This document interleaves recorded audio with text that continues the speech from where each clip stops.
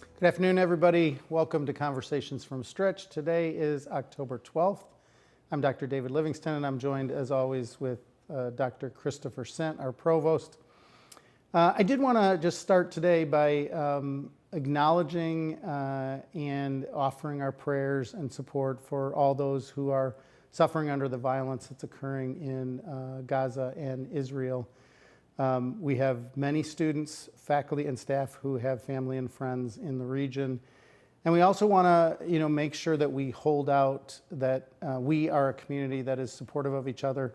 There are really complex issues here, but we have to make sure that we hold on to our support for individual people, their families, their friends, and understand that these broader conflicts are impacting individual lives, innocent people throughout the region. So we keep them all in our prayers.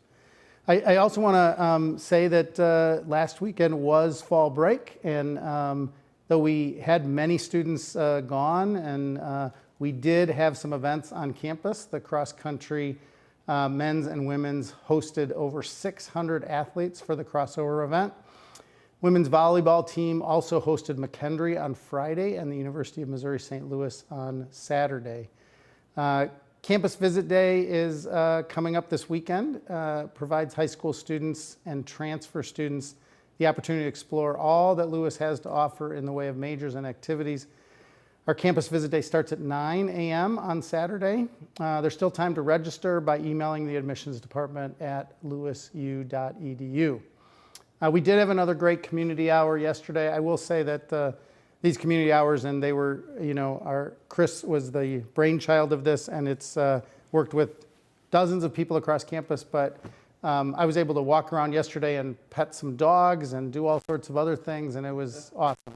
So just a reminder of the kinds of things you can go to next week. These aren't the things that will happen next week, they're what happened yesterday, but the range of things. The Muslim Student Association had a study session.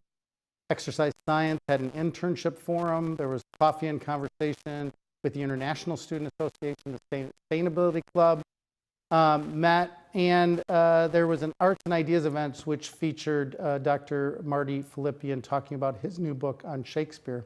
There was fun on the green and esports and math. So these community hours provide tons of opportunities for you to get together and enjoy the community that we all think is so important in terms of a Lewis experience.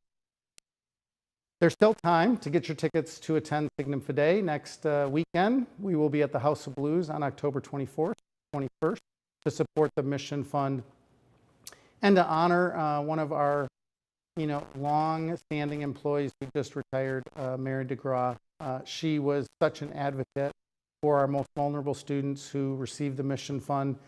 And we will be, it'll just be a fun time. I know Chris and I, we worked so closely with Mary over the years.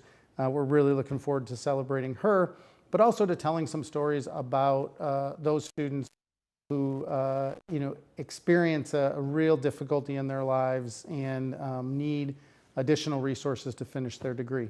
So in addition to all that, there's been a bunch of stuff going on in the last week. So Chris, tell me about all the accolades that we have for our community. All right, I would love to. Hello, everyone. Good afternoon. And I am also really excited about the Signum Fidei celebration to both have a great time to honor Mary and to raise money for the Mission Fund. It sounds like a really fun night there in Chicago. So some news that students and faculty from the History Department presented at the Midwest World History Association's annual meeting, which was held September 22nd and 23rd at Roosevelt University in Chicago. The Midwest World History Association promotes the study of world history through the encouragement of research, teaching, and publication. Its mission is to increase historical awareness, understanding among and between peoples, and global consciousness. Certainly really relevant topic for the events of the last couple of weeks. The professors James Talon and Michael Bolfin and students Morgan Jennings and Grace Trevino all presented at the conference.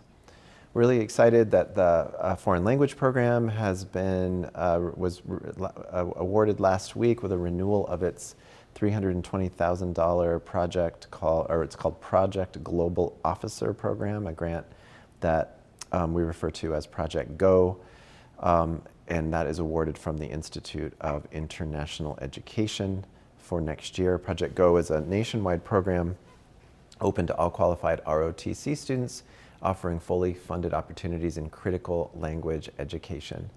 Project Go's broad goal is to prepare military officers for overseas military and peacemaking operations.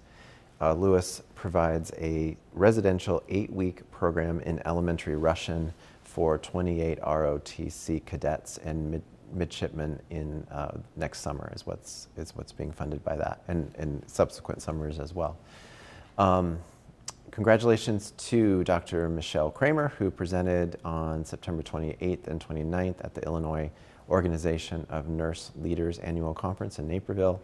Her presentation was called Beyond Resilience, Promoting Lifelong Nurturing, and discussed the ways to create a healthy work environment.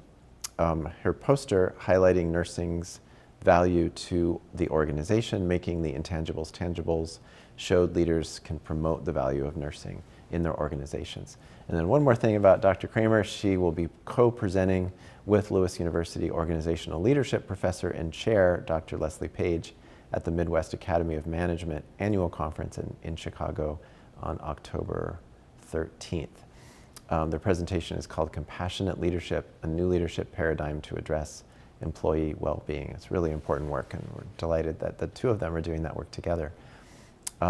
Congratulations to physics professors Ryan Hooper and Joe Kosminski, and alum Nicholas Mesmer for publication in the journal Universe. And here is where I'm going to not be able to pronounce something, predicting. The paper article is called Muse Run 1 Sensitivity Projections for the Neutrinoless, what is that, omega? No, that's a mu. Mu minus E minus conversion search in aluminum. Okay. You did pretty well. Pretty good. That's a really important physics paper that I can't pronounce.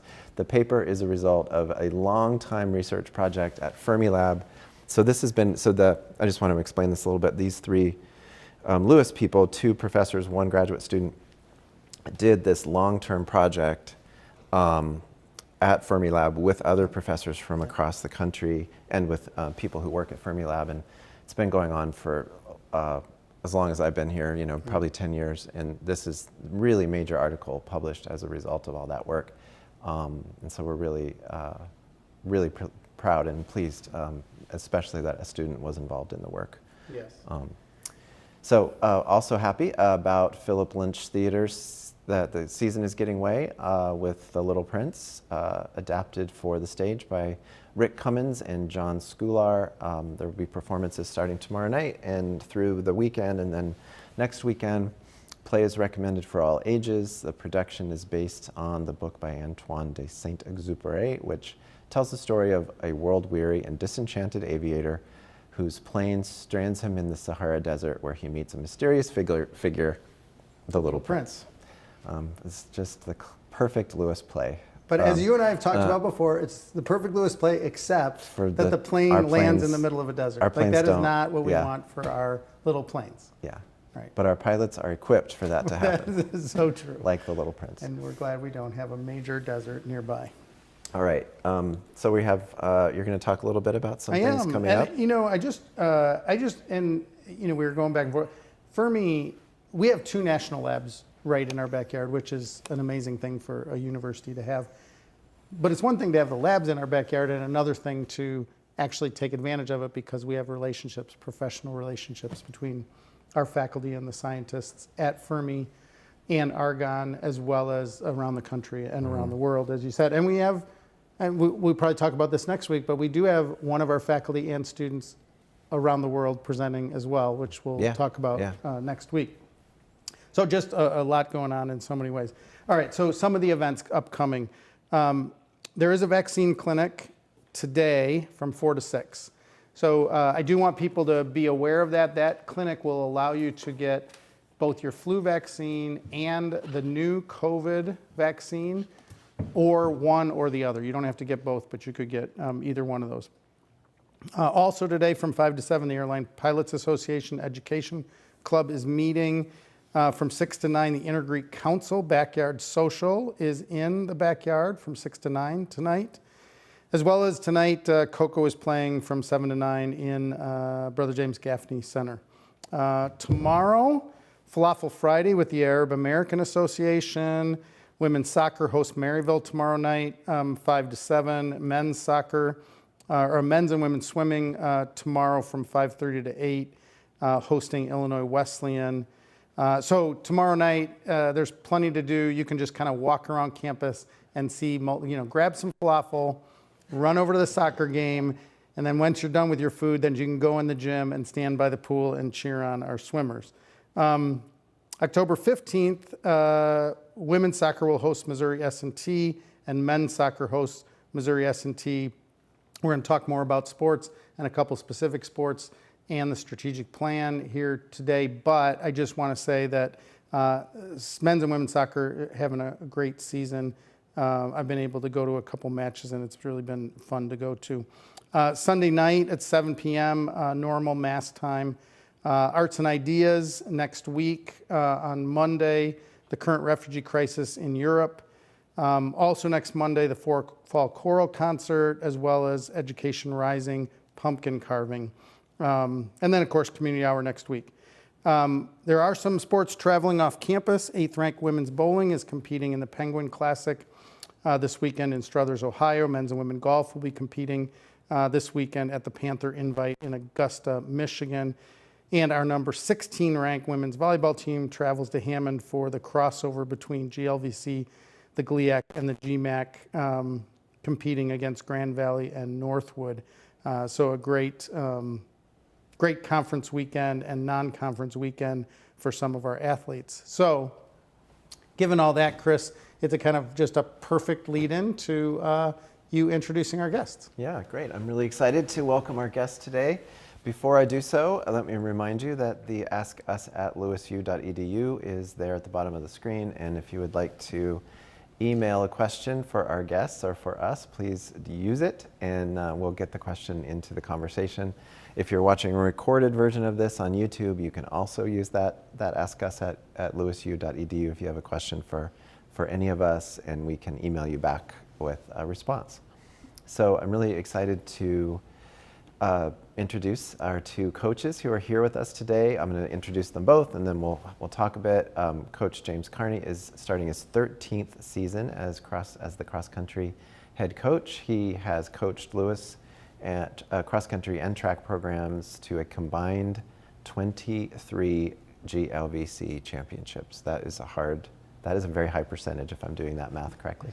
Yes, it is. He has coached 3 different athletes to Olympic trials appearances in the US and in Mexico.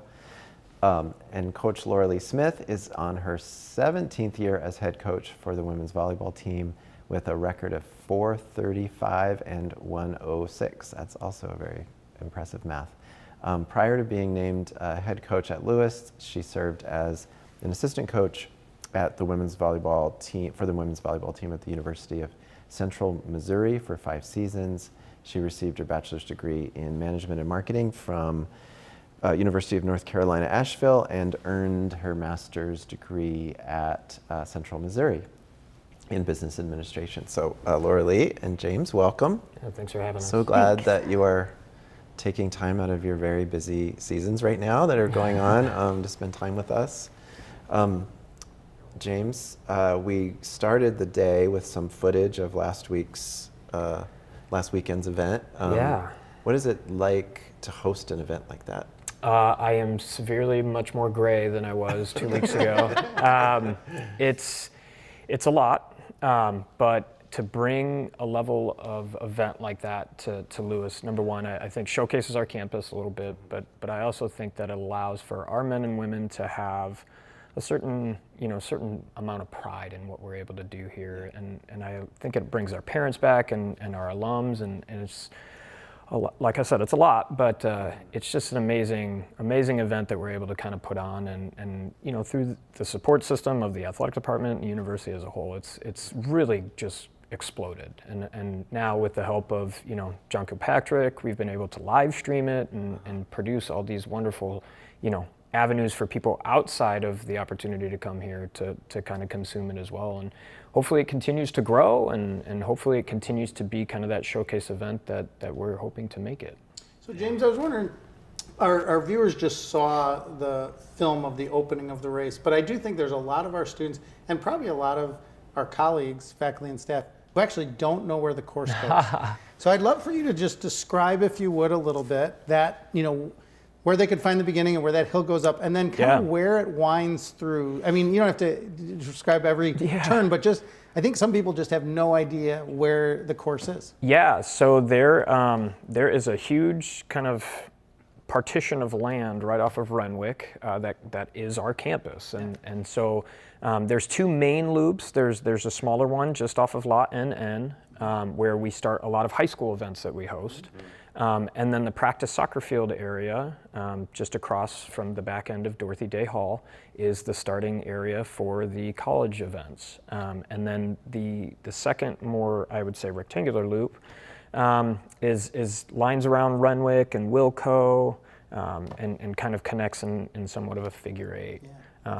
Because I really think some people might think, oh, they had a race. They probably ran to St. Charles Borromeo and back, right? Or they see people, because we see your teams running the loop, right? On camp. In fact, I was going to ask you. So, what is the loop like when students run from basically like a Dorothy Day all the way around to Stritch and back? Is like a mile and a quarter? Yeah, what is that? It's just under a mile and a half. I would say the circle drive is literally just under a mile. Okay. I mean, hand measured.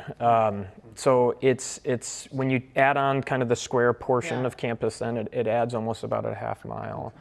So one of the things we tell recruits all the time, between the cross country course and the nature trail and then campus, you can get about 6 miles of non-repeating running all on campus. Yeah. That's great. And how many universities have a cross-country track? Not many. Not ones that are on campus. Right. I think just in the state, I think there's one more. Okay. So that is really special. It's a huge advantage. Yeah, and it's something that next year we're hosting the 2024 Midwest Region Championships here, and That's great.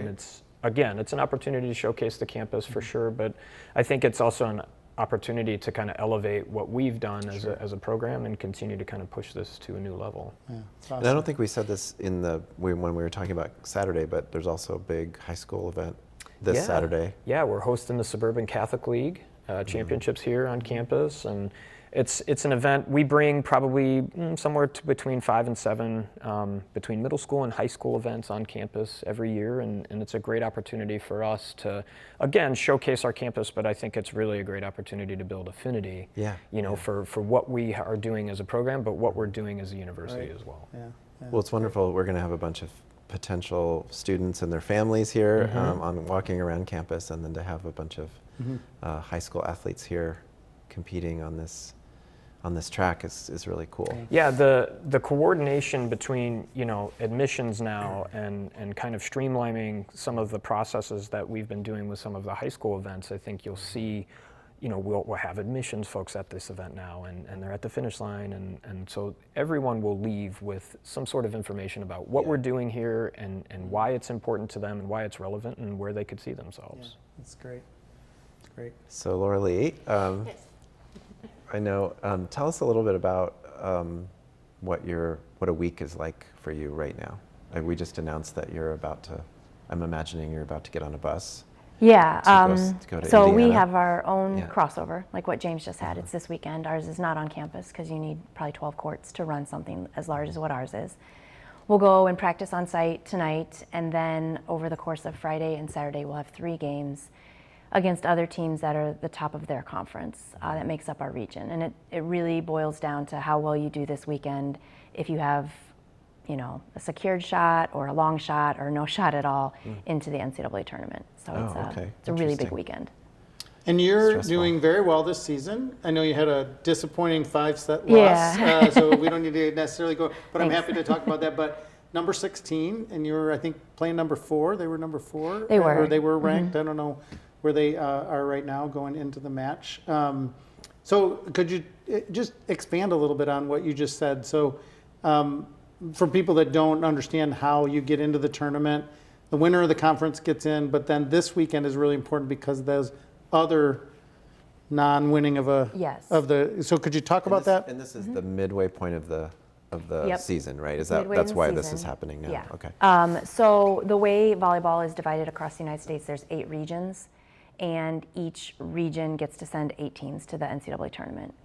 And for our region, there's 3 conferences. So each one of the conference tournament winners gets an automatic bid, and then there's 5 other slots that are given. And the national rankings are really cool, but they have no play in it. National rankings are coaches' polls, coaches' opinions. How you do against other teams in your region will determine who gets those extra 5 spots. And that's why this weekend is so good. There's a bunch of other regions that refuse to play each other, but our region buys into the fact that we need to play each other in order to figure out, who the 8 Who best should go. teams are. Yeah. Yeah, that's great. That's great. And does it matter? I've always wondered this, whether it matters. The match we lost this weekend, we lost in 5 sets. Does it matter whether you lose to number 4 in 5 sets or 3 sets? No, unfortunately it doesn't. Okay, a loss is a loss. Yep, if you lose in 3 or 5, it's the same. Okay. All right.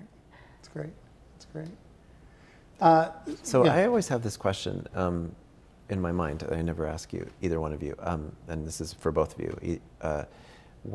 How does practice work during competition, like during a time like this when there's competition? Well, I was going to ask you, It's do probably- you actually run on your course? Yeah, it really does vary on the day.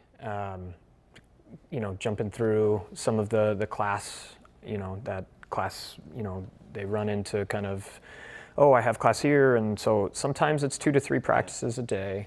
But we can run on campus. Sometimes we go, to the I&M Canal, or we're really fortunate. You guys mentioned Argonne earlier. They actually have like a 10-mile loop It's great. around their I entire walk campus. Yeah. I ride a bike. I don't much care. I don't much run with them anymore. But so we do have to kind of vary, what we're looking for on the day, what are the mission and the goals of the day, and then how does that fit into the overall plan, and then how does that fit into kind of the, the macro cycle of what we're attempting to do as well.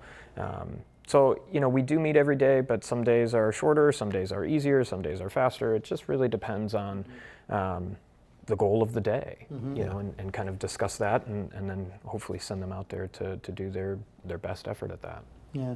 And Lorelee, how about you? How does practice play into it? We pretty much go hard every day. We have Sundays off. That's just kind of a staple for us. And then usually after this weekend, based on how their bodies are, we might end up adding an additional day off once a week. But our practice schedule's all over the place because we have a couple people in the nursing program who have clinicals, and then we have 3 or 4 student teachers who are having to get their hours. So right now we're practicing like 6 to 8 a.m. or 6 to 8 p.m. or 7 to 9 p.m. I think Mondays is our best day. We get to go 2 to 4. So you arrange your practice schedule around the whole team's I do. academic schedule or their lives. Yeah, I do. don't I don't have- think all coaches do it that way. They're okay with missing players, and it really is fine to do it that way too. I Yeah. just don't like missing anybody. Right. So I'm Interesting. also interested from a coaching philosophy point of view. So many of us who watch professional sports, we kind of pay attention to like who gets rested, so to speak, as the season comes to an end, and sometimes you're resting your. But you mentioned specifically it depends on how their bodies are doing. So talk to me about injuries, about trying to work through injuries, when you might say this person got injured and it's only week 3 of the season, but I really know that we're going to be there at the end and I need them at the end, or I need them to play a crossover because if we don't win the crossover, then it doesn't matter. So I don't know if both of you could talk about how you, I mean, obviously we have amazing trainers, we should always mention, amazing trainers here. I know you work with all of our trainers, but could you talk a little bit about, trying to prepare for the end of the season and how you work through that kind of strain on the body? Yeah, I work with Jen, our head trainer, and she's fantastic with us. We actually have injuries, and we had a bunch at the beginning of the year. We had 4 starters that weren't able to play. We've gotten 2 of them back, and then we're waiting, hopefully, to get a 3rd one back. And then the 4th, it was a season-ending injury, so that's just not going to happen. But Jen is really good. I tend to think every game is the most important game ever that ever existed, and if we don't win this one, it's going to really matter. And then, you know, she'll be like, but it really is the first weekend, Lorelee. She needs to have hand surgery, you know, let it go. And I trust her very much. So Jen really is the reason why, like, we might not have a people at the beginning of the year, but then they'll be full go at the end. And she'll also be one that helps me. Like, if players come in, she'll be like, hey, so-and-so was really sore, like her back, her shoulders, like, you're probably not going to get much out of her in practice. I don't know if you've talked to the team yet or not, but if you haven't, maybe a day off this week would be good. So she doesn't tell me what to do, but she gives me very good advice. I think players are a little more open to talk about how they feel to the trainer than coming to the coach to whine. Because, you know, if you have a coach that doesn't believe them, they might not do anything about it. So, How about you, James? Yeah, that's really, for us, I think it takes a lot of creativity. We're such an aerobically driven sport, and we're such a, you know, your work really is kind of compounding on top of one another day after day after day until the end, right? Whereas Lorelee is competing for a championship every single week. I think so. But. You know, for us, like, we have one day and it's all or one day. nothing. Yeah. So it's, you know, kind of like someone preparing for a marathon. I think it's kind of an accumulation of what you're doing. So if somebody runs into, you know, some sort of injury or, you know, any sort of, like, even mental strain or stress, you know, we have gotten really creative in terms of, you know, using some of the cross-training equipment that we have in the rec center, using the bikes, the pool, and trying to, you know, we have students coming back from injury right now, and I just tell them, like, go for a walk, you know, go walk for an hour, you know, and don't take your music, just go and unwind a little bit. I think that the mental toll is really kind of even more strenuous sometimes than the physical. My sport tends to be very mentally draining because it is all or one or loss in one day. I think probably all of us, I know we've run marathons, you've run many marathons. You know, when I've trained for a marathon, that's the hard thing, is trying to pace yourself. I have not either. Thank you for that. Pacing yourself for, totally like, normal you know, in this group. preparing your body and knowing that at some point you need to tone it back down and not, you know, you get to this level. you don't So I just really have wonder, to you know, hurt that yourself that whole much. sense of what, you know, watching your body, preparing your body, and then knowing that you can overdo it and ruin the whole thing. Yeah, there's so much, I think, humility that goes into prepping the body for one day. Yeah. And we discuss that quite a bit. I think that we discuss, you know, the decisions that you make not only affect you and your body, but it affects all of us, because we're all here to uplift one another. And so I think that, you know, I encourage them to make decisions along those lines, you know, and so, hey, if we need to elliptical today, let's do that. Let's not be greedy, and let's make sure that I have you when I need you. So, you know. It's a good time to mention that Marnie Bailey, Yeah, I was thinking the same thing. got engaged at the Chicago, I don't know if both of you know this. So at the Chicago Marathon this weekend, her fiance pulled her off the course. All of her family was there. They were running the got marathon down together. on a knee, was on NBC this weekend, and asked her if she would marry him. That's incredible. at the And then they marathon. finished the race. And they finished the race. Yeah, that's incredible. Right. I know. I was thinking when I saw the video, Marnie was trying to get the ring on her finger, and I thought, when I run a marathon, Yeah, I'm like sweating. you're like the Pillsbury Doughboy. You're And just like you're swallowing. And I swollen, thought, there's no way. I mean, this finger, it probably fits her. Like when he probably looked and said, let's size this and get it right. He and had a then plan. At the marathon, I was like, no way, it's not getting on my finger. Anyway, but that was a really great sweet event. story. It is. Cute. We got some questions that came in. So there's a sort of a two-part question that came in about recruiting. I know you love this subject, James.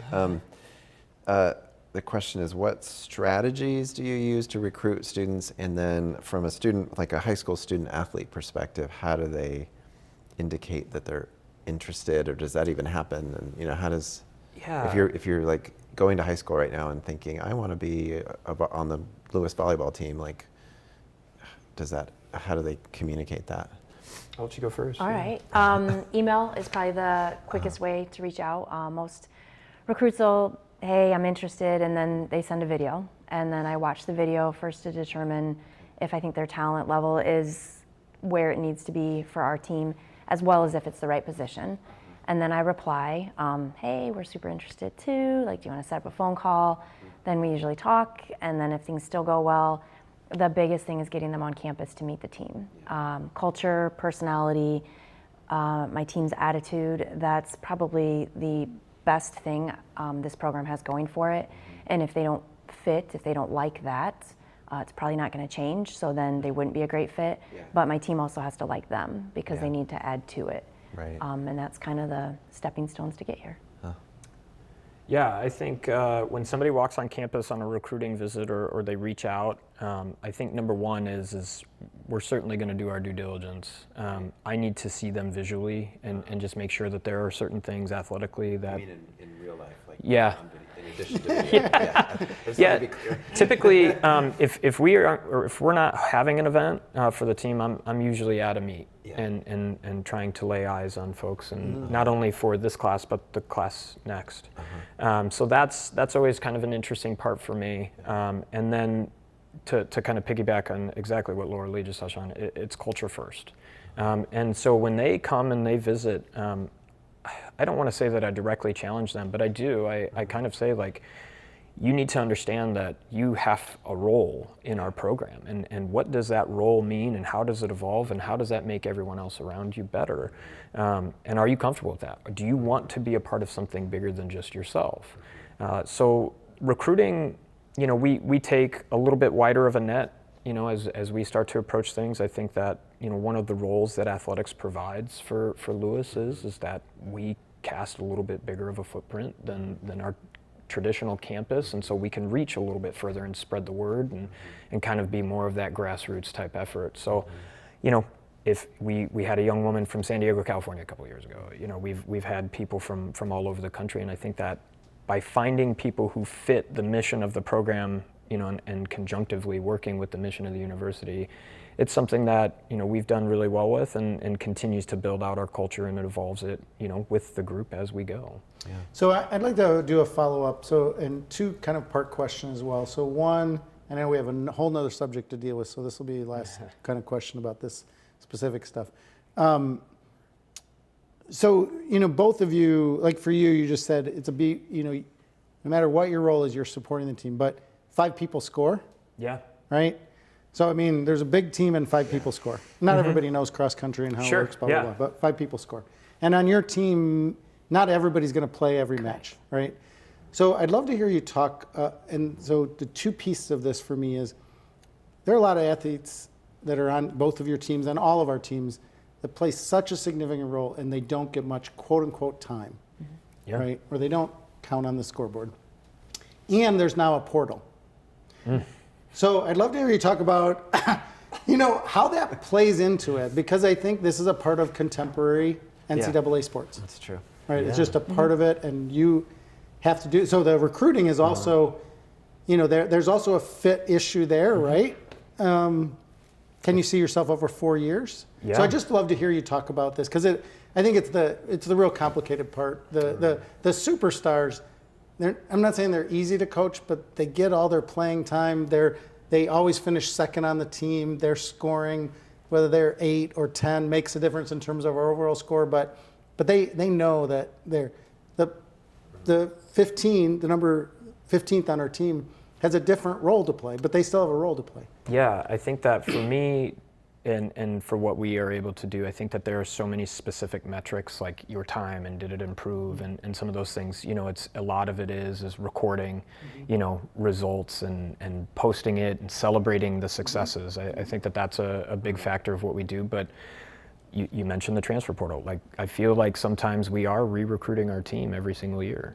Yeah. The athletes that are on campus and the ones that we're attempting to bring in. But I think that involving them in decision making and helping them to understand, and why I think Lorelee's program is also incredibly successful is her next team is already on campus. She's developing them, and that's kind of the approach that we've tried to take as well. Is that I need to have my current team, but my next team is already here. Yeah. And they know it. Yeah, and so they understand that, hey, when we have progress, you're going to see that. And when we discuss things, sometimes we go to smaller events, sometimes we go to bigger events to give them different opportunities and different feels of, right now you're a freshman and you're not necessarily understanding what it's like to run at the front of a race. but when you are a junior, I need you to know this. Yeah. You know, and so we provide some of those opportunities and those outlets, but it's two jobs at once. Yeah, of you know, course. and it was really interesting. I saw an interview with the Wake Forest head football coach, and they're like, "Wow, this success is, you know, really incredible. And where are you guys coming from?" And he said, "Well, my job is to get old and stay old." And it's true. I think that, you know, we have men and women on our roster that may never get in a press release and may never, you know, quote unquote make an impact, but the leadership that they provide and some of those intrinsic things that they are able to kind of model for the younger folks, it's invaluable. Yeah. And really has morphed our program. Yeah, that's awesome. Yes, it's so interesting, such a great conversation. We do want to shift gears a little bit and talk about the athletic strategic plan, which we have been working on for about 1.5 years now. Lorelee is the co-chair of our strategic planning committee that really finished its work in the summer or in May. James was on the committee.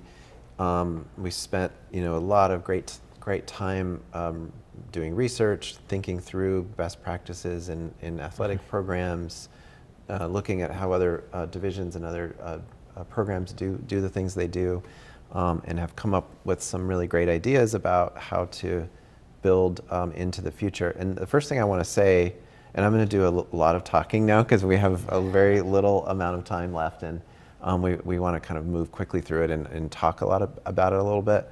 But the first thing I want to say is that one of our challenges in creating a vision for the future for Lewis Athletics is that we are already really great.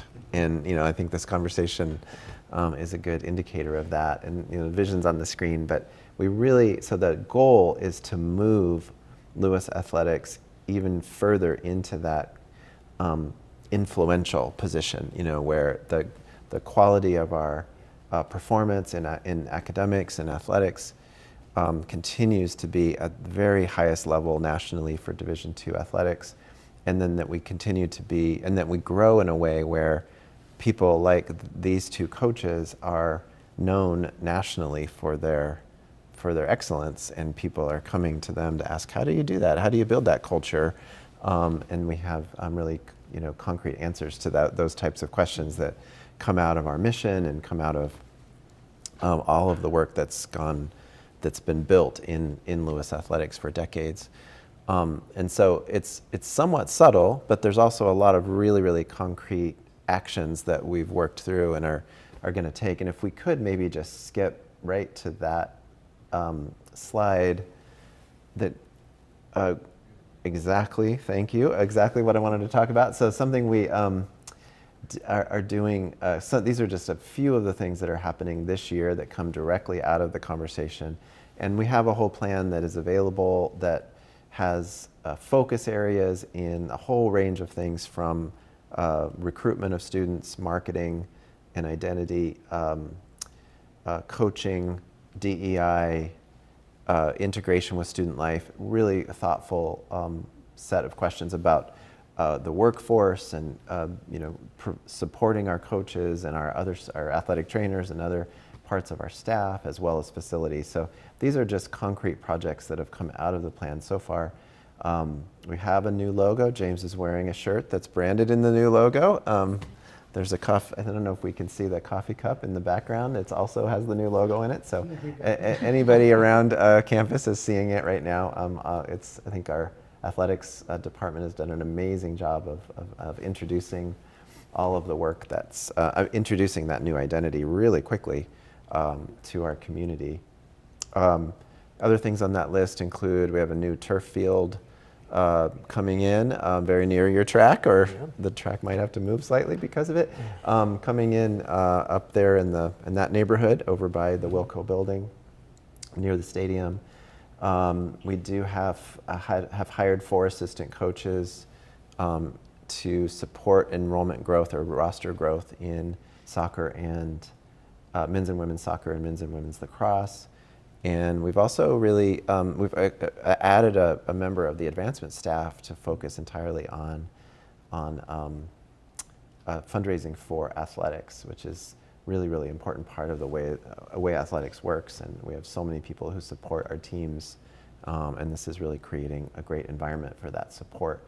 And then if we could just look at the final slide, and maybe we could all talk a little bit about some of the things that we're doing that are more slightly smaller, but really about our community and about our student athletes themselves. And James, the Athletic Solutions is the is the first. It's really grown out of NIL, name, image, and likeness has really kind of exploded onto the college scene, and this was kind of an initiative that our athletic advancement folks took on, and it's an opportunity for all of our students to engage in NIL opportunities, and it's been a really encouraging and exciting program. It will help recruiting, certainly, when you can sit in a living room or have somebody on campus and discuss, hey, we have NIL opportunities available to you. Yeah. It's really amazing that it's, we had the president's meeting for the GLVC a week and a half ago. We were talking about this as well as just talking about how there really is an opportunity in terms of people wanting to watch D2 sports. And that is, and we've seen that in the numbers, right? When we've put some things behind the paywall and people pay to watch your teams compete because they value it as, it's inspiring, it's entertaining, it's all that. So I think that's really cool. The broadcasting is good. Yeah, the broadcasting is good. At Lewis, broadcasting is good at Lewis.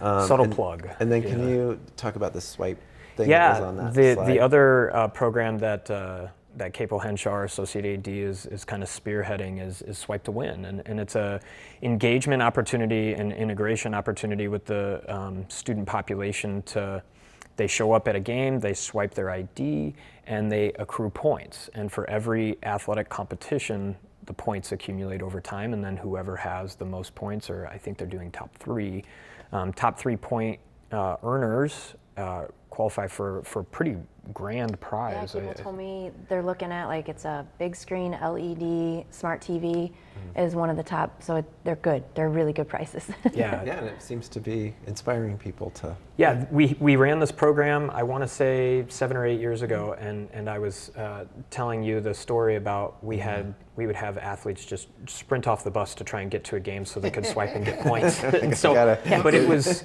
the gym was always full. And it was great. And I think that it just elevates the students that are on the floor then and really generates a buzz about what we're trying to grow as a department. It's so cool. And then Lorelee, do you want to talk about the Flyer Fanatics? Yeah, from the strategic plan this was built to. It's a group of students, mainly athletes right now, but growing it so it's athletes and non-athletes together.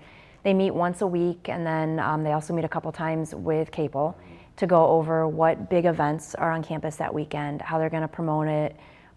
They're kind of that hype crew, and even non-athletic events. So it's basically your crew that's going to spearhead the cheering and the loudness and the giveaways and that type of a thing. Yeah, it's so really great. It's such an important part really of great. They really build up the rest of the audience. Is what it's. It's the body paint brigade, right? Yeah, right. And then we want to get to the Raiders level, but we'll not go there. But, we'll worry about that when it happens. And then we're connected to that. We have a pep band now, which is we're so grateful to our music department for having that skill to put that together. And I was just hearing this morning at a meeting that there's, trying to build it up to 24 members of that. That's essentially, fantastic. It's a club, where awesome. we need some of them to be showing up at all the indoor events.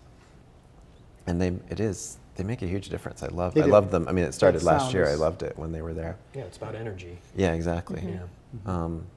So and there are other things, but that's. I guess I wanted to. We're a little bit up against time, and so maybe I'm just going to say something, and maybe it's a question, maybe not a question. You can reflect on it. One of the aspects of the strategic plan is about coaching, and we call it LaSallian coaching. It is connected to obviously our LaSallian tradition and some of its characteristics that we often talk about when we talk about teaching. In the LaSallian tradition, going back 300 years, is really a teaching tradition, and it has characteristics like caring for individuals on a one-on-one basis. You actually talked about that during this conversation. really understanding each individual student and what makes them perform best.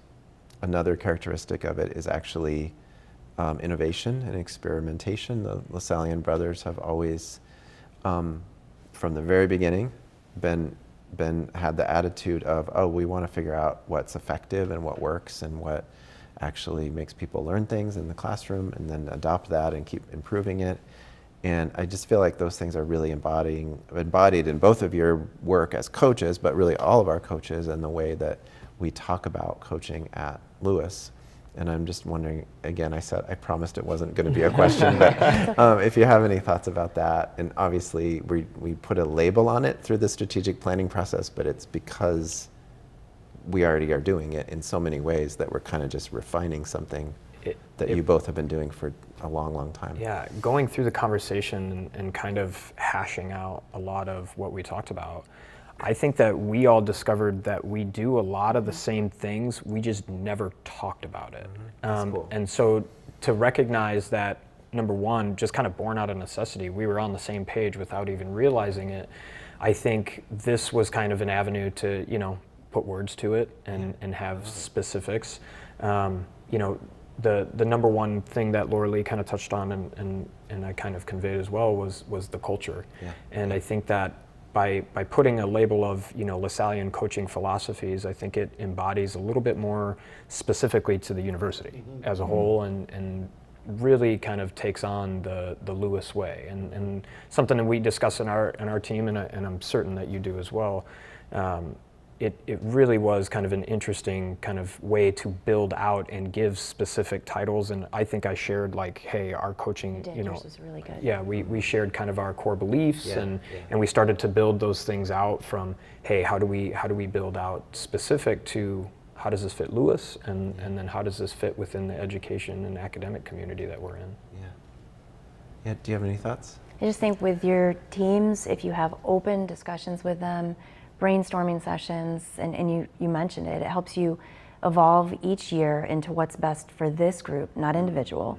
This group, how can I make this decision, for my teammates to be successful, and I'll also be happy. And all of that fits in with LaSallian, because you're teaching them how to be better people that are going to care not just for their team, but when they go on to the rest of the world, they're going to care for the people that they work with, and they're going to be willing to think about ways that will help their job and their life and their family grow. And I just think a lot of the coaches already do those types of things. Yeah. And what I love about it, we showed this at the beginning of this part of the conversation. That first sentence says elite and influential. And elite and influential is not just about the performance of winning conference championships or, finishing in the Final Four. It's about being elite and influential on the coaching side too, right? Because then, in some ways, I don't want to overstate it, but the portal becomes less relevant. Correct. If the culture is good and the coaching is solid, you can't dismiss it completely. But if you're elite and influential, then you can be influential on, like, everybody's got to deal with this, but we have great retention. Why? Because we have great culture. And we treat people with respect. We ask their views. We work as a team. We talk about this, and I think that is something that we are proud of already. And I think the plan says, but we want to make this something where people know us for this. Right? People know Lewis because we are a lead in our coaching. We're a lead in our culture. That is something that people look to, and they're like, how do you do that? Yeah. That's what we want to achieve. Right. And I think it's really exciting that it's the first sentence, right? And then you dig into it and you can get all that stuff there.